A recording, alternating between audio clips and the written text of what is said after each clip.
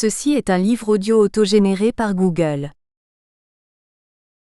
Collection Études africaines, dirigée par Denis Prienne et son équipe. Forte de plus de 1000 titres publiés à ce jour, la collection Études africaines fait peau neuve. Elle présentera toujours les essais généraux qui ont fait son succès, mais se déclinera désormais également par séries thématiques, droit, économie, politique, sociologie, etc. Dernière parution. Jean-Luc Mouthou, Hilarion Beagle Mizhaire, Pointe-Noire, Dynamique spatiale et équipement urbain au Congo, 2022. Benjamin N. Lawrence, les E sous le joug français. Le colonialisme périurbain au Togo, 1900 à 1960, 2022. Justo Boleka, Repenser la francophonie en Afrique, 2022. Zachary Bandafimbo, Diplomaties africaines et crise politique congolaise, de Nelson Mandela au clergé catholique national, 2022. Yves Junior Manzanza Lumingu, Bill Augustin Mikambu Lutondo et Placide Ponzo Bekabamba, dire Intellectuel et responsabilité sociale, mélange en l'honneur du professeur Ignace Matensi Takikangu, 2022. Jacques Evuna et Tony Ongen-Mete, l'état verbal. De la grammaire du verbe à la conjugaison en contexte camerounais plurilingue, 2022. Ngoy Nduba Kamatanda, Kayamba TshindoUba, Constitution et transition démocratique en RD Congo, 1990 à 2006, 2022. Albert Mban, Manuel de gestion des documents administratifs et des archives, 2022. Arthur et Marius Vidot, Regard des Européens sur les Africains entre les XVIIe et XXe siècles. 360 citations pour une contribution à l'étude de l'histoire du Sud-Bénin, 2022. Dédicace. À tous ces migrants âgés, réduits parfois au silence après des années de labour, et cela jusqu'au tombeau. Remerciements.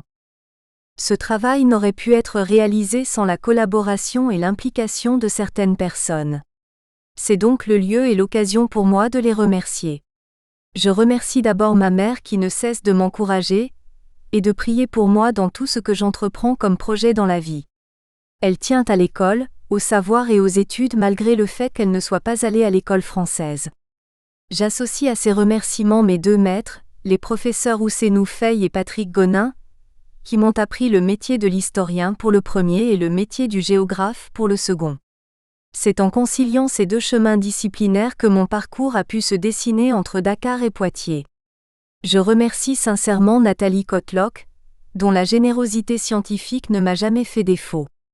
D'ailleurs, lorsque je l'ai sollicitée pour préfacer ce modeste travail, elle a tout de suite accepté. Mieux, elle a apporté sa touche dans la relecture et la correction de ce travail, en plus de ses conseils et orientations utiles. Au-delà de Nathalie, je remercie tous les chercheurs du laboratoire Migrinter avec qui j'ai beaucoup appris. Je remercie Yann Sioldo-Zurcher pour son esprit d'ouverture et son amour pour le travail bien fait. Un grand merci à mon ami Larry Baker, chercheur américain que j'ai connu à Poitiers en 2011. Par ailleurs, je n'oublie pas mes collègues de l'IFAN, du département d'histoire de l'UCAD et de l'université Ciné Saloumel. Hadji Ibrahim Agnès, Sénégal. C'est un exercice vraiment difficile de citer toutes les personnes qui m'ont apporté leur soutien. N'empêche, j'ai une pensée singulière à Ismail Assis, Odile Gerg, Abdoulaye Batii, Amidou Dia, Diamant Batii, Anna Diagne, Pape Madi Batii, Pape Diallo, Moini Soumaré, Iba Diallo, Bouba Diallo, Rodolphe Dofiol, L. Djigilenou Ndiaye, Issa Ndiaye, Boubacar Fall, Lassana Ba Samba Koulibaly, Tafa Tandiane, Demba Kebe, Yacouba Traoré, Seba Kebe, Mariam Batii, Salimata Diallo, Samba Traoré, Modi Diakité, Mantiata Dramé, Bouna Diakité, Ousmane Soumaré, Bouna Bomou, Fatoumata Sissé, Finké Silla, Ladji Dramé, Sefoulé Dramé, Issa Dramé, Adama Traoré, Dallas Traoré, Boubou Ndiaye, Diaby Dramé, Kader Tandiane, Djikou Silla, Yayassi, Abdoulaye Bomou, Chekna Bomou, Ndiaye Samba N', Diaye, Yayassi, Dionkunda Diallo, Lassana Ba, Ousmane Bomou, Djibril Soumaré, Papa Batii, Adama Diallo, Diaidi Diallo, etc. Merci tout simplement à tous ces vieux soninké qui ont accepté de s'entretenir avec moi. Beaucoup parmi eux ont quitté ce bas monde. Qu'ils soient parmi les élus du paradis. Merci aux éditions L'Harmattan d'avoir accepté pour une 3e fois de publier mon manuscrit. Last but not least, un merci singulier à mon épouse Diolful Soumaré pour son amour et son soutien au quotidien ainsi que mon fils Pape Abdoulaye Diallo qui me transmet son énergie débordante et insuffle en moi un rire d'ange jamais égalé. Que du bonheur avec Pape. Abréviation ETSIGLES. ANS, Archives nationales du Sénégal, Dakar. ANOM, Archives nationales d'Outre-mer. AOF, Afrique occidentale française. BIFAN, Bulletin de l'Institut fondamental d'Afrique noire. CAE, Cahier d'études africaines. CCB, Convention des cadres du département de Bakel. CNAV, Caisse nationale d'assurance vieillesse. COD-SRIA, Conseil pour le développement de la recherche en sciences sociales en Afrique. CREPOS, Centre de recherche et d'études sur les politiques sociales. EHESS, École des hautes études en sciences sociales de Paris. FTM, Foyer de travailleurs migrants. IRD, Institut de recherche pour le développement.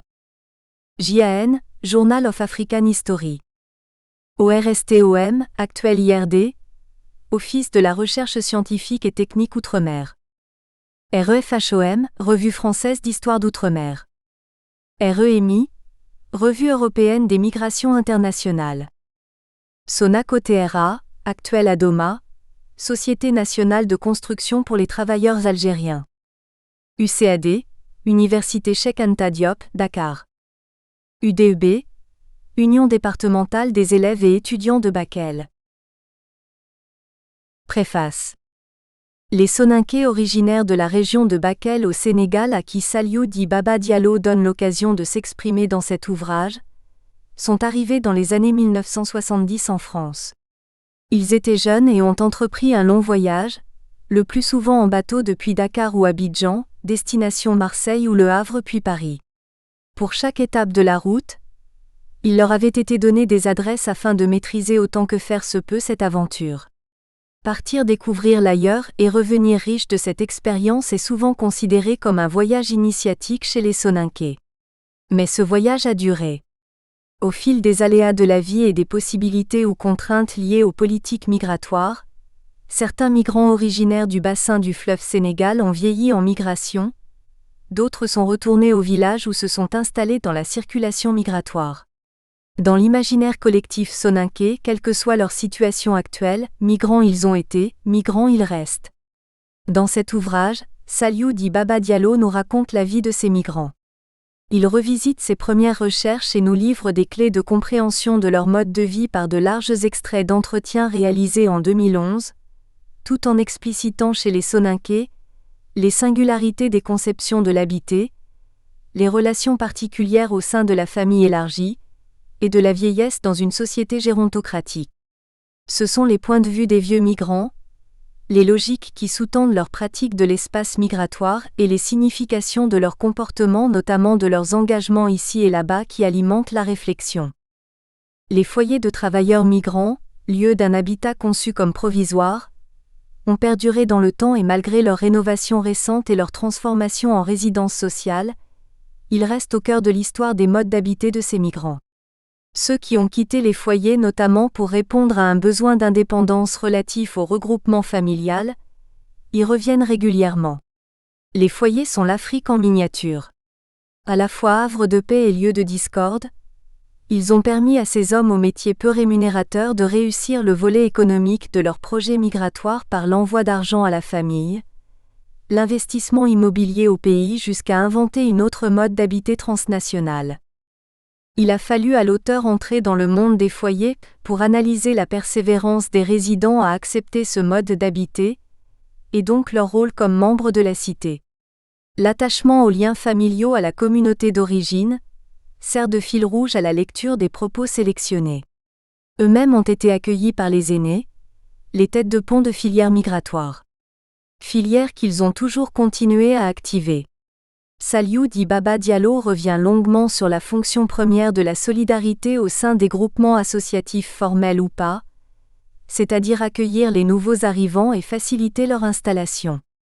Ils se sont efforcés et continuent de trouver des solutions pour adoucir la vie des enfants, ces plus jeunes arrivés plus récemment dans un contexte migratoire encore plus compliqué que celui qu'ils ont connu. Ce sont eux dans leur jeunesse, par leur quête de formation et d'émancipation qui ont bousculé les hiérarchies sociales entre descendants de nobles et de captifs, remis en cause la gérontocratie en faisant reconnaître leurs compétences acquises en migration pour porter des projets visant à améliorer les conditions de vie de ceux qui sont restés.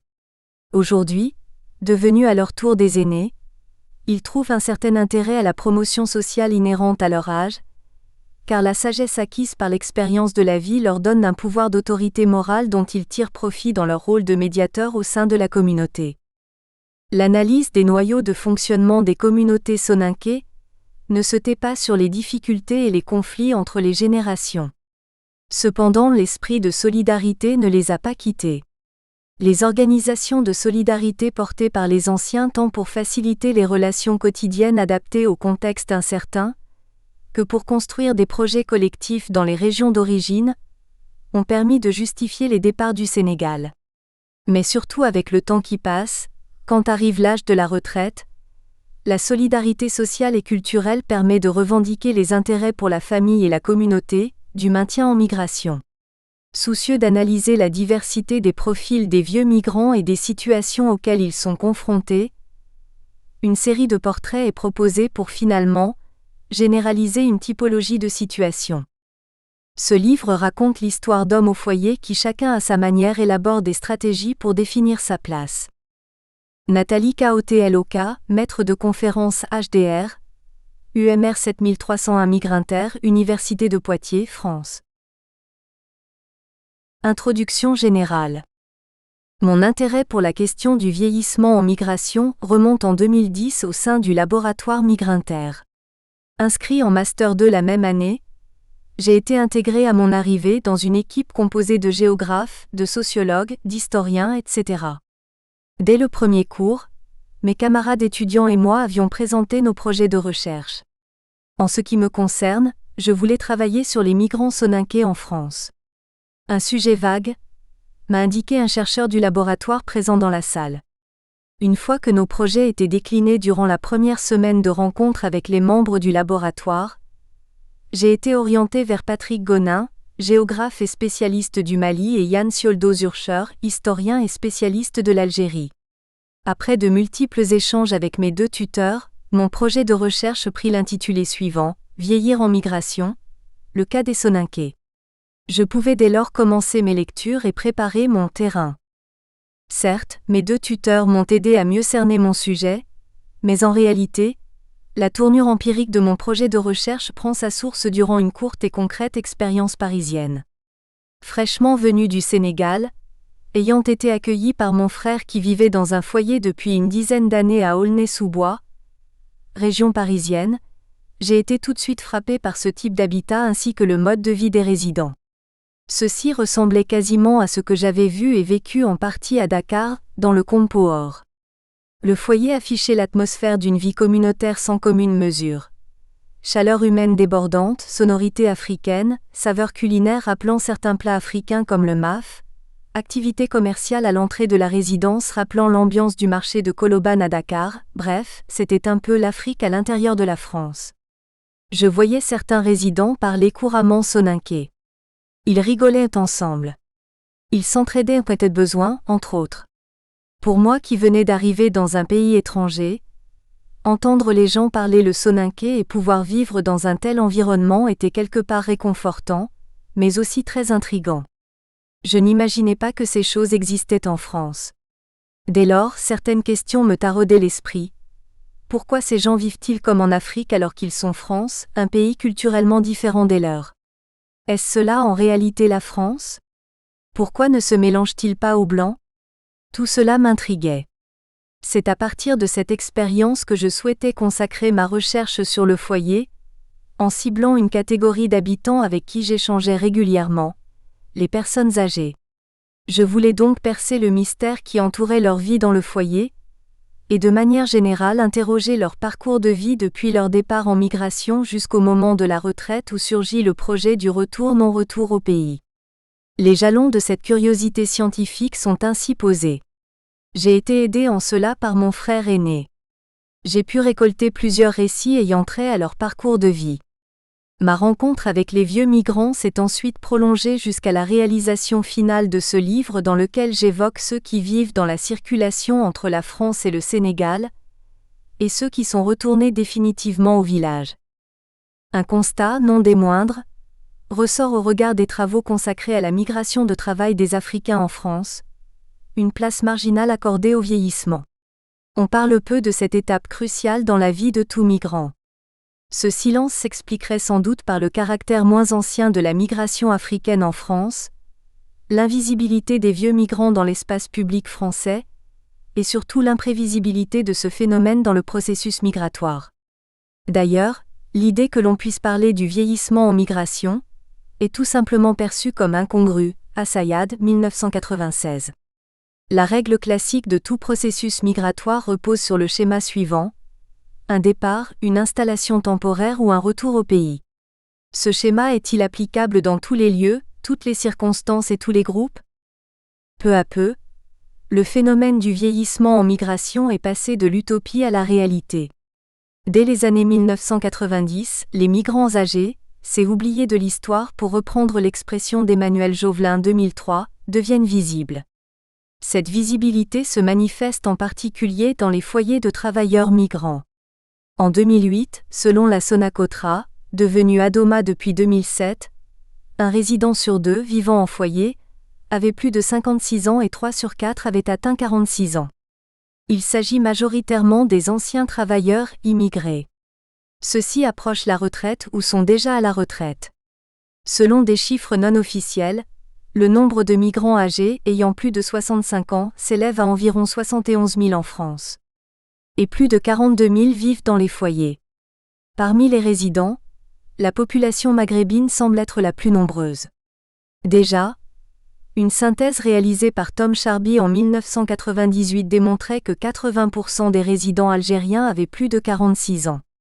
Ce phénomène touche également les femmes. Selon certaines projections, les femmes migrantes âgées de plus de 60 ans seront plus nombreuses que les hommes à partir de 2020, Jibarou, 2018. Si les chiffres nous donnent une idée du nombre de migrants âgés en France, les observations montrent le caractère hétérogène de leur profil et de leurs origines géographiques. Parmi les migrants âgés, il y a ceux qui sont originaires d'Afrique subsaharienne, Sénégal, Mali, Mauritanie, etc., ceux qui viennent du Maghreb, Maroc, Algérie, Tunisie, etc., et même ceux originaires de certains pays d'Europe comme le Portugal. Cette catégorisation apparaît dans les travaux. Car les populations migrantes, notamment celles d'Afrique, se sont installées en France dans des contextes et des circonstances différentes. Par conséquent, leur arrivée dans l'ultime étape de la vie migratoire semble différente. D'où un travail important consacré aux vieux migrants originaires d'Afrique du Nord. Ainsi, je pars du postulat que si l'on parle très souvent des Maghrébins, cela est lié à leur présence plus ancienne en France comparée aux travailleurs migrants âgés originaires d'Afrique subsaharienne. C'est ce que justifie le fait que les premiers travaux scientifiques sur ce sujet soient consacrés aux Chibani. Cependant, au fil des années, ce postulat s'effondre. Car le vieillissement semble se généraliser. Il concerne aussi les migrants d'Afrique subsaharienne. Ce livre est consacré essentiellement aux Soninké, population originaire majoritairement de la région du fleuve Sénégal et assez représentative en France, notamment dans la région Île-de-France. En effet, la présence des Soninké en France remonte au XXe siècle dans le cadre de la navigation et au moment des deux guerres mondiales, 1914 à 18, 1939 à 45. Elle s'accélère au lendemain de l'indépendance du Sénégal de 1960 dans le cadre du travail. D'où le terme de travailleurs migrants, qui témoigne du fait que leur présence en France se justifiait pour une raison économique, F. Mensuel 2004. Considérée comme temporaire, la migration des Soninké se retrouve depuis la fin des années 1970 dans une phase de sédentarisation, Monsieur Timéra, 1996. Celle-ci est marquée par l'arrivée des femmes et l'émergence de la seconde génération. En bref, Après une première phase temporaire marquée par la Noria Pégonin, 1997, une seconde phase portée par les femmes et les enfants, les Soninké sont aujourd'hui arrivés comme la majorité des migrants ouest-africains au stade du vieillissement dans le contexte migratoire. Une partie de cette vieillesse se passe au foyer. Or, depuis la première moitié des années 2000, les foyers de travailleurs de migrants sont menacés de disparaître. Aujourd'hui, ce projet s'est concrétisé. Beaucoup de foyers ont été remplacés par un autre type d'habitat qu'on appelle résidence sociale. Ainsi, la reproduction du vieux modèle communautaire est mise à rude épreuve par de nouvelles politiques de logement. Pour le cas de Bakel, l'ancien foyer est remplacé aujourd'hui par une résidence sociale. On y remarque quelques changements. Plus de cérémonies de décès, plus de réunions associatives, un petit local transformé en mosquée, rapports souvent heurtés avec les colocataires, diversification des profils des résidents, surface réduite des chambres, lits fixés pour empêcher la suroccupation, rareté des visites, solitude des migrants âgés. Bref, on assiste à une reconfiguration de la vie communautaire. C'est pourquoi le foyer, tel qu'il existe aujourd'hui, est peu fréquenté. Cette situation aura certainement, et on le verra, des conséquences sur la circulation des migrants en général et des migrants âgés en particulier. La majorité des migrants âgés auxquels est consacré ce travail provient du Gadiaga, précisément la ville de Bakel et une partie du Goy inférieur, dénomination locale reprise par l'administration coloniale pour faire allusion à l'espace situé entre les villages de Tuabou et Gandé. Cette localité que j'ai choisie accueille un nombre relativement important de migrants à la retraite, de retour de la France. En France, mes enquêtes et mes observations se sont limitées à la région parisienne. J'ai choisi quelques foyers de travailleurs migrants comme lieu d'investigation, à Aulnay-sous-Bois, Paris, Aubervilliers. Je pars de l'idée que les foyers accueillent un public divers, résident ou non. Il est donc aisé d'observer la quotidienneté, les pratiques et leur rapport aux sociétés d'origine et d'accueil. Les appartements sont également des lieux d'observation intéressants. Car parmi les migrants âgés, certains y résident avec leurs femmes et leurs enfants. Autant de questions sont à rappeler pour décrire le vieillissement dans le contexte migratoire. Vieillir en migration aurait-il un sens social, culturel, économique à un stade de la vie où l'homme est assimilé à l'improductivité ? Que deviennent-ils réellement, ces travailleurs migrants africains à la fin de leur carrière professionnelle ? Pourquoi ne se fondraient-ils pas dans la grande masse des migrants européens âgés résidant en France, ou au sein de la population française âgée ? En quoi les Soninké diffèrent-ils des autres migrants dans le processus de vieillissement en France ? Ce livre ambitionne de donner la parole à ces personnes qui sont plongées dans le silence et dans l'oubli, afin de faire connaître leur vie entre la France et le Sénégal après plusieurs années de travail. Ici, il ne s'agit point d'aborder la question du vieillissement sous l'angle de la victimisation, mais plutôt en prenant en compte le fait que ces vieux migrants sont des acteurs de leur destin. Ils mettent en place des stratégies efficaces pour définir leur place à la fois en France et dans leur pays d'origine. Cette modeste contribution est divisée en 4 chapitres. Chapitre 1, le chercheur en mouvement. Chapitre 2, le foyer, groupe, mode de vie et pratique. Chapitre 3, le retour au pays, une réalité. Chapitre 4, circuler entre Paris, Dakar et le village. Chapitre 1, le chercheur en mouvement. Introduction. Toute recherche a un point de départ. Nous espérons que vous avez apprécié cet aperçu. Pour continuer à écouter ce livre audio sur Google Play Livres, utilisez le lien dans la description de la vidéo.